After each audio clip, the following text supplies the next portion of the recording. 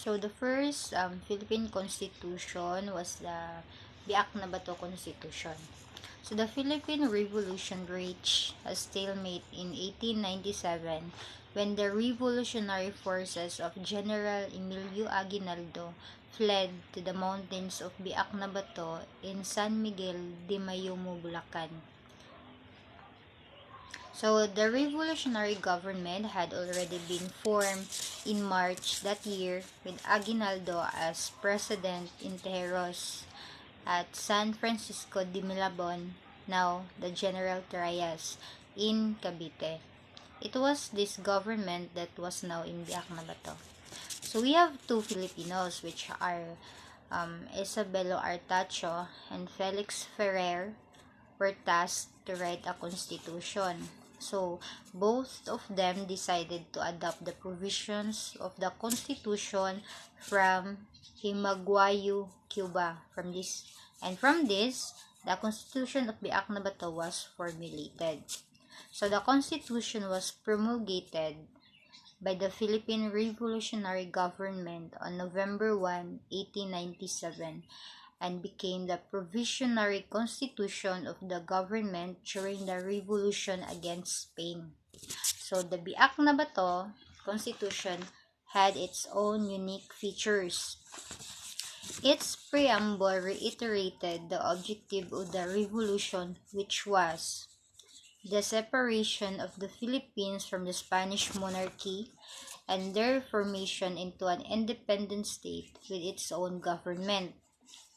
The government that was formed was a Supreme Council composed of a president, a vice president, a secretary of the interior, a secretary of foreign relations, a secretary of war, and a secretary of the treasury. So the official language was Tagalog. So Biak na Bato, or the Biak na Bato Constitution was the first republic ever declared in the Philippines by a revolutionary leader, Emilio Aguinaldo, and his fellow revolutionaries. So the republic lasted just over a month. So it was based on Cuba Constitution, and it was drafted by Felix Ferrer and Isabela Artacho. And it was signed on November 1, 1897. So, the president in this constitution was Emilio Aguinaldo. And his vice president was Mariano Trias. So, Paterno, Pedro Paterno, as a Spanish-born in the Philippines, volunteered to act as negotiator between Aguinaldo and Governor Primo de Rivera, and it was signed on December 14, 1897. So the second constitution was the Malolos Republic Constitution in 1899. On June 12, 1898, Philippine independence was declared, and 2 weeks later, Aguinaldo ordered the convening of a Congress in Malolos, Bulacan. The Malolos Congress had its inaugural session on Barasuan Church on Malolos on September 15, 1898, amidst a large celebration and coverage by both the local and foreign press. So, discussions for the Constitution began on October 25 after the submission of a draft by Felipe Calderon. So, Calderon drew inspiration from the constitutions of Mexico, Belgium, Guatemala, Costa Rica, Brazil, and France. So the Constitution was approved by the Malolos Congress on November 29, 1898, and forwarded to President Aguinaldo for approval. So the Malolos Constitution was the first Republican constitution in Asia. its main features were as follows. So first, it was based on democratic traditions in which the government form was popular, representative, and responsible, with three district branches: the executive, the legislative, and the judicial. So second, it called for a presidential form of government with a president elected for a term of 4 years by a majority of the assembly convened as a constituent assembly. Third, it recognized the freedom in religious and the separation of the church and state. So the last is it emphasized and safeguarded the basic civil rights of not only Filipinos but foreigners through a Bill of Rights. So the first Philippine Republic was inaugurated on January 23, 1899 at the Barasuan Church, where Emilio Aguinaldo took his oath of office as the first president of the republic. So the Malolos Republic was the first democratic government of the country. So the republic, however, was a short-lived government. Its damage began at the start of the Philippine-American War in February 1899 and ceased to exist in the capture of President Aguinaldo in Palanan, Isabela in March 1901. So this second constitution, the Malolos, it was established through the promulgation of the Malolos Constitution on January, and it was formally established with Emilio Aguinaldo as president. It maintained governance until April 1, 1901. So, the first Philippine Republic was established during the Philippine Revolution against the Spanish Empire in year 1896 to 1897, and the Spanish-American War between Spain and the United States in year 1898. So, Malolos Republic considered in history as the first Philippine Republic because it marks the anniversary of the start of the presidency of Emilio Aguinaldo, the first president of the Philippines. So in this constitution also, Emilio Aguinaldo surrendered to the American forces on March 23, 1901 in Palanan, Isabela.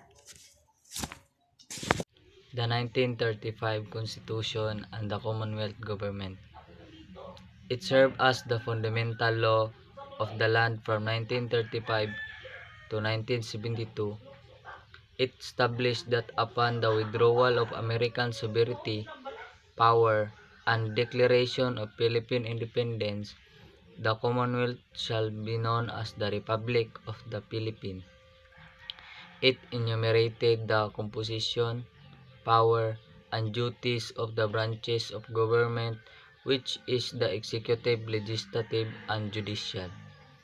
It was made to show Americans that Filipinos had the capability for self-government with the creation of the Commonwealth government that led to the independence a decade later. The Philippine Constitution is meant to set up a just and human society based on the ideas and aspirations of the Filipino people. According to the Filipino Constitution, the Constitution is also established national sovereignty over all of the Philippine Islands. The Constitution serves as basis all the laws implemented and currently being created. If a law violates any norm of the Constitution, then it will be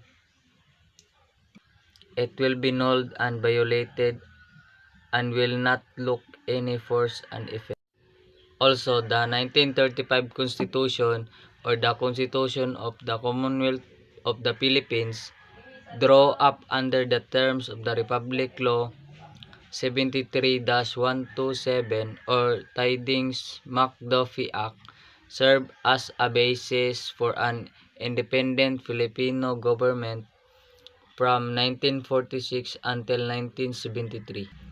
It provided the legal foundation of the Commonwealth government, which was considered a transition government before the granting of the Philippine independence with American-inspired constitution.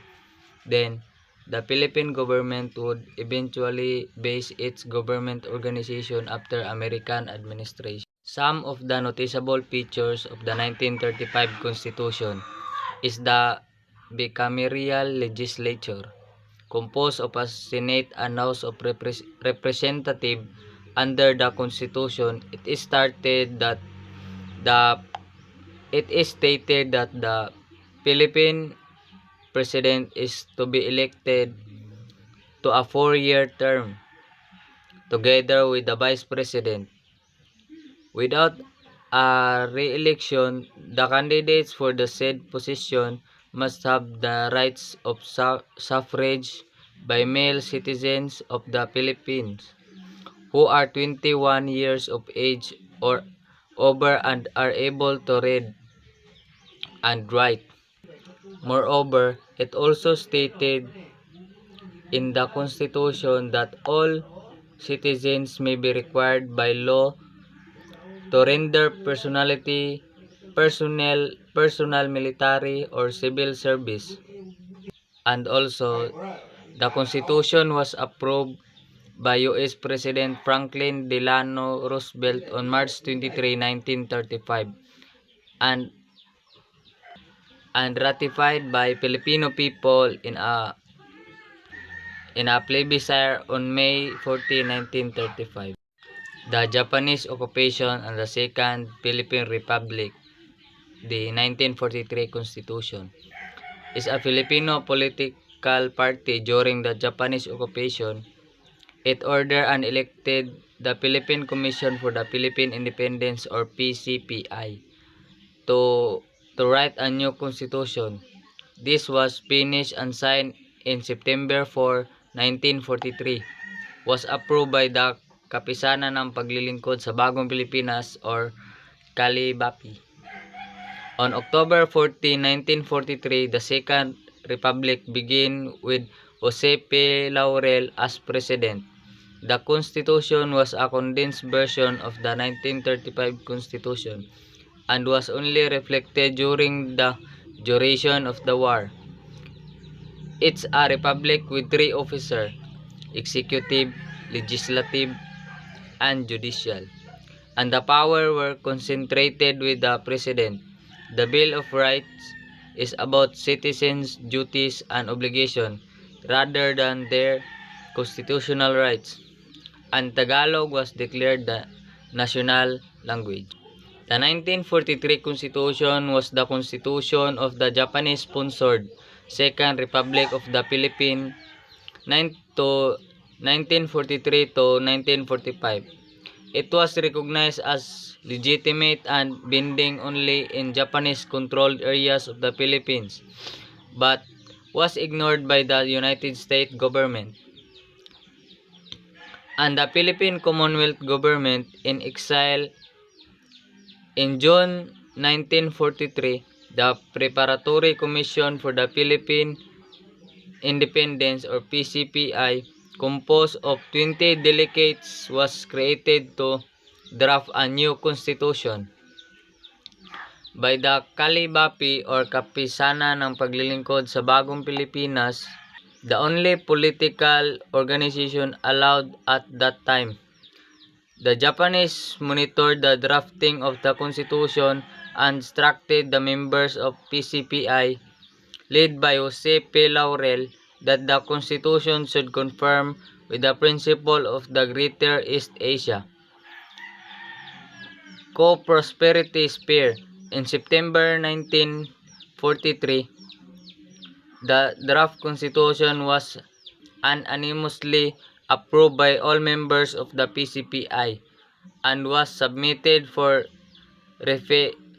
ratification in a popular convention of the Kalibapi in Manila. The 1973 Constitution and the Marcos dictatorship.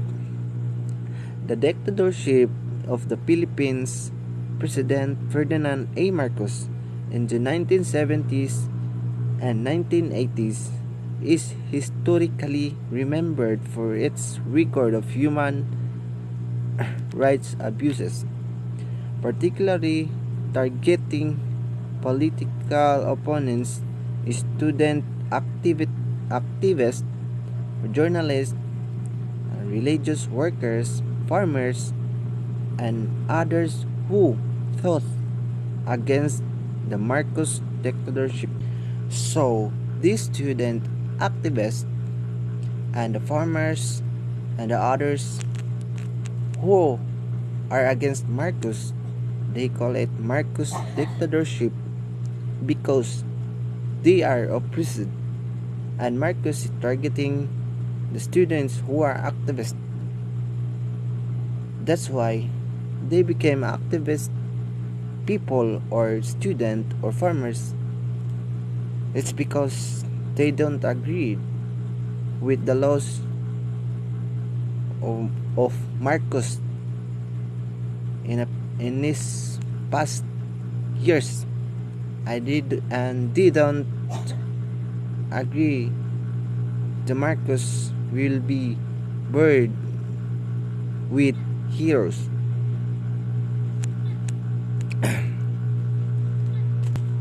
So based on the documentation of Amnesty Force of the Philippines and the similar human rights monitoring,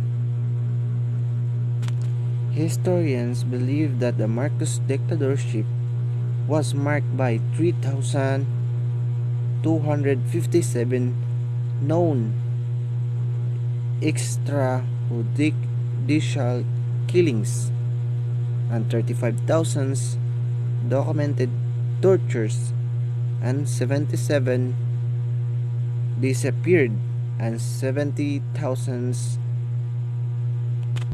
incarcerations.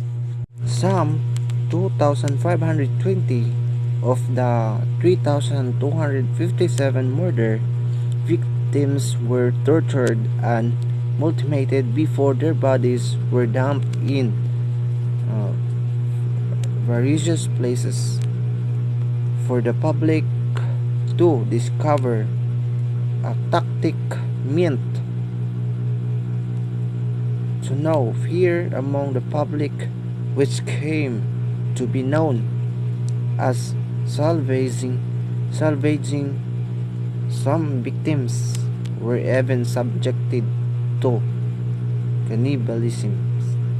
The 1986 Freedom Constitution on March 24, 1986, declaring a national policy to implement the reforms mandated by the people, protecting their basic rights, adopting a provisional constitution, and providing for an orderly transition to a government under new constitution. The provisional constitution was later uncalled Freedom Constitution. It adopted some provision of the 1973 Constitution, especially the Bill of Rights. Under this Constitution, the President continued to exercise legislative power and was given the power to appoint a member of the Constitutional Commission. The 1987 Constitution after martial law.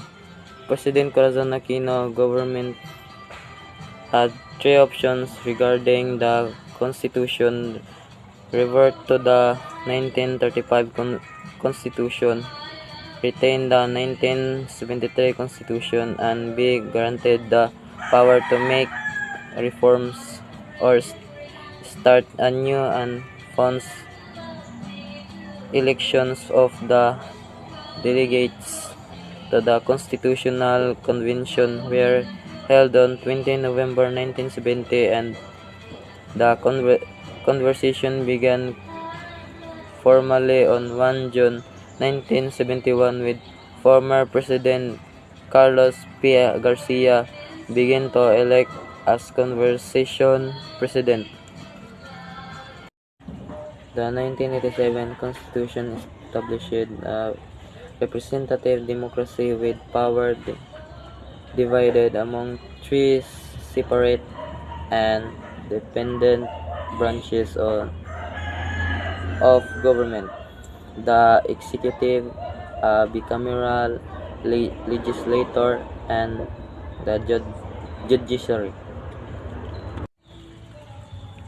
On 17 January 1973, Marcos issued Proclamation number 1102 certifying and proclaiming that the 1973 constitutions had been ratified by the Filipino people and thereby was in effect. President Marcos issued Presidential Decree number 73 setting the date of the plebiscite ratify or reject the proposed constitution on 3rd of November 1973. This plebiscite was postponed later on since Marcos feared that the public might vote to reject the constitutions instead of the plebiscite. Citizen assemblies were held from 10 of 15 of January 1973 where the citizen coming together and voting by hand. On 17 January 1973, Marcos issued Proclamation number 1102 certifying and proclaiming that the 1973 constitutions had been ratified by the Filipino people and thereby was in effect.